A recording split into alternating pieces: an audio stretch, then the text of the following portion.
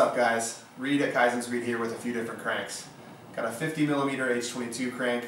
I got the more commonly used 55mm H22 crank. And then I got the D-stroker, the F20b. So a few years ago I first had these two cranks side by side, and I noticed that the counterweights were a totally different shape. The earlier 50mm H22's got a lot thicker, taller counterweight, and then this crank's a lot heavier because of that than the later 55mm H22.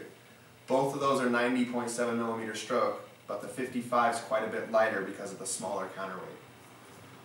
Then the smallest of them all is the F20b.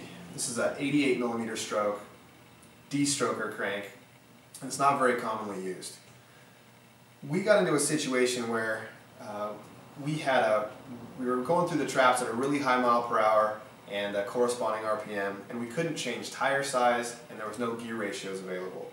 So we chose to make the engine smaller, use this D-stroker crank with a longer rod, and that made the engine make more power at high RPM, promoted better cylinder filling, and we actually picked up a little bit of mile an hour with the F20b crank.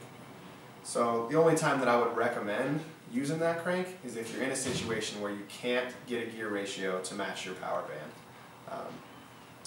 All three of these cranks make really big power, no problem. I haven't had an issue with any of them, but I just kind of thought it was interesting, the difference between those two and then a situation where you might want to use the F20b crank.